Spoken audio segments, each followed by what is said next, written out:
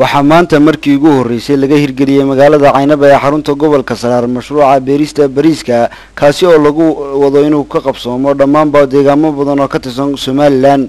mashruucan ayaa waxaa laga bilaabay 3 beerood oo waaweyn oo ku yaala magaalada Caynaba oo ay ka mid tahay Jaleelo, Sadexgeed iyo Kabarugaadin, taasi oo ay ka soo qayb galeen mas'uuliyiin kala duwan oo horkacayo isuduwaha beeraha gobolka Saraar Faysal Ismaan Saciid, xogayaha fulinta dawladda hoose, xubno ka tirsan guddida horumarinta gobolka Saraar iyo qaybaha kala duwan ee iskaashatooyinka beeralayda. ugu horreyn waxaa halkaasi ka hadlay duwe Faysal Family oo ku dheeraaday muhiimadda ay leedahay in maanta bariis lagu beero Caynaba, wuxuuna arrintan guusheeda dhakada u saaray wasiirka beeraha Somaliland Faarax Cilmi Maxamuud Geedoole, balse wuxuu u mahadnaqay iskaashatooyinka beeraha ee gobolkan oo iyagu u heelan sidii ay bariis u beeri lahaayeen maalmihii u dambeeyay. maayir ku-xigeenka degmada Caynaba Bokor Shida Cali, xogayaha fulinta dawladda hoose iyo iskaashatooyinka beeralayda ayaa dhammaantood isaga daba maray muhiimadda ay leedahay mashruuca beerista bariiska oo ay ku tilmaameen mid uu gobolkani Saraar u baahnaa, waayo bay yidhaahdeen uu leeyahay dhul aad u ballaaran oo aan la qiyaasi karin. ugu dambeyntiina waxaa dhammaanba iskaashatooyin lagu wareejiyey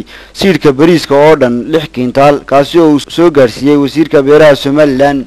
Maxamed Aadan Dirir, Somali Channel, Caynaba.